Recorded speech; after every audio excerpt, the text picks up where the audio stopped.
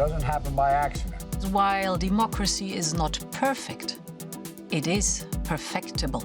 Renewing our democracy and strengthening our democratic institutions requires constant effort. Efforts to counter the advancing autocracies. We have to stand for justice and the rule of law, for free speech. We're at a moment of democratic reckoning. Will we allow the backward slide of rights and democracy to continue unchecked? The world's democracies, with all our flaws and challenges, must show that democracy can deliver. This is the defining challenge of our time. Today, U.S. President Joe Biden convened the first ever Summit for Democracy. More than 100 leaders attended virtually. Leaders from some countries with real democratic credentials and some countries with questionable credentials at best. It was no surprise that Russia and China were not on the invitation list, but anyone following current events probably raised an eyebrow or two when the leaders of Poland and the Philippines showed up. It is no secret that Manila and Warsaw are, at the moment, struggling with their own autocratic and authoritarian tendencies. The same can also be said about the host country, the United States. So what does Joe Biden hope to accomplish with this Summit for Democracy? Is this a true exercise in foreign policy bridge building and an attempt at domestic soul searching? Or is it Washington defining who is in and who is out? For Beijing, the answer is clear. Beijing maintains camps like these in China's northwest Xinjiang province are for education and training. But human rights groups and many governments believe they're used to carry out atrocities against the Uyghurs, a minority Muslim population that's monitored 24/7 by China's one-party state. It's a major reason why the US administration has announced a diplomatic boycott of Beijing's Winter Olympics. We will not send any diplomatic or official representation to the 2022 Winter Olympics in Beijing and the Paralympic Games, given the PRC's ongoing genocide and crimes against humanity in Xinjiang, as well as other human rights abuses. It's a move that follows Joe Biden's decision not to include Communist China in his democracy summit.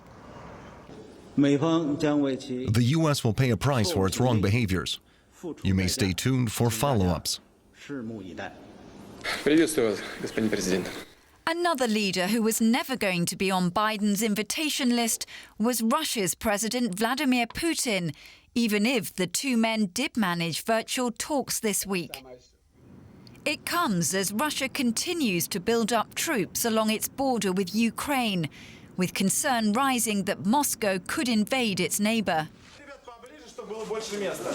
The treatment of opposition leader Alexei Navalny is another example Washington can use to show that Putin is no friend of democracy. The anti-corruption campaigner is now languishing in a Russian jail, having miraculously survived being poisoned with a nerve agent. Joe Biden's hopes of reversing years of democratic decline will be hard enough to achieve. The US president can't afford for China or Russia to make it impossible. Well, my first guest tonight is Jonathan Kantz. He's Director of Democracy Initiatives with the German Marshall Fund of the United States. He joins me tonight from Washington, D.C. Jonathan, it's good to see you again. We've got a summit for democracy. It sounds good. It's befitting for a U.S. president who wants to look like a global leader. But beyond the optics, what will this summit change? Well, first, this is the first summit of this kind focused on democracy. And if you were in Washington a year ago, you couldn't imagine at that point in time that we'd see such a gathering of over 100 countries and participants globally here with the president virtually committed to a year of action and a second summit in 2022 to advance and renew democracy. So this was a commitment that then candidate Joe Biden made that he's fulfilling. But it's also critical because it's put the United States back in a leadership position, supporting democracy globally when we've seen such backsliding and decline over the last 10 years. So we've already seen some real strong steps forward from this administration and success in gathering democratic forces to renew democracy and take on exactly what people are talking about: autocracies, corruption, and gross human rights violations. And Jonathan, you say that the countries that are attending have promised to come back in a year for another summit. What are they supposed to do in the meantime? I mean, are these leaders being given homework, if you will? Yeah, and the thing about this summit is about that countries are coming with their own commitments that they should fulfill at home, as we see with the United States trying to address backsliding or independent media or support for civil society.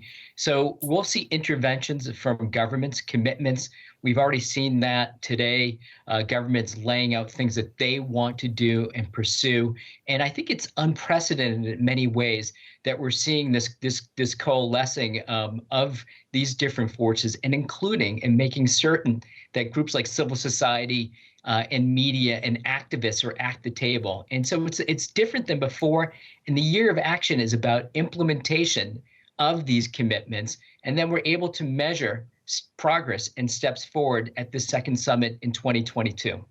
It seems like it's easier here to define who is against democracy. You know, we can say the Chinese Communist Party, we can say Russian President Vladimir Putin, but when we want to list the true allies of democracy around the world, it seems that things are more nebulous. I'm considering a country such as Poland. How do you read that?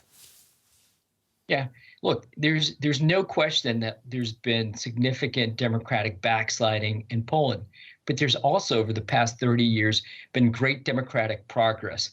Poland is a partner, a NATO ally, and I think the conversations that are going to be happening around this summit also include Polish civil society, Polish media. We hear from Polish opposition. So I view this as an opportunity, both from Washington, but also from Brussels, to push Poland to meet their democratic obligations. So this is a summit for democracy and not a summit of democracies. Mm-hmm. So it's about pushing those countries where there are problems and pushing them on their obligations, whether they're multilateral, in the case of the EU or OSCE when it's Poland. And the United States wants to have partners that are strong democracies. The strength of transatlantic democracy relies on the system of values that strengthens our collective ability to address challenges like Russia, like China. And there's a reason why Viktor Orban is not at the table, because he has opened his door both to China and Russia. At the same time, he's become a leading force of extremism and counter-democracy, not only in Hungary, but across Europe. And that's why you're seeing the difference between these two countries. Would it have been more constructive, though, Jonathan, had Biden invited or included China and Russia, or was the risk of giving both of these leaders international legitimacy simply too high? These two leaders are the two leaders of the leading autocracies globally that are seeking to undermine democracy and human rights. In the case of Mr. Putin, right now, he's threatening Ukraine again. It's not the only country that he has threatened or has used military force in. So I think this summit for democracy, to kick it off, needs to include those countries that are actually committed to human rights, committed to democracy, not seeking to undermine it globally.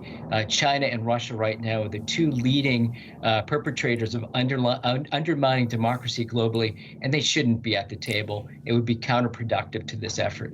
Let me just ask you, before we run out of time, yesterday we saw right here in Berlin a peaceful transfer of power from Angela Merkel to Olaf Scholz. Juxtapose that to what we saw in the U.S.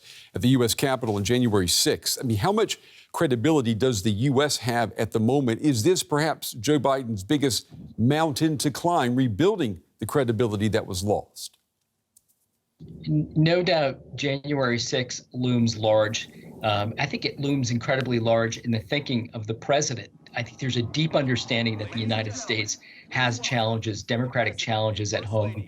Those challenges still persist. And this administration isn't ducking those challenges in any way. But what I do think is they want to show through this summit through the year of action over the next year. And at the next summit, that the U.S. is also taking steps. So this is not about the U.S. browbeating or pointing at others saying, do like us. They're saying, let's do it together. Let's walk down the same road of democracy together.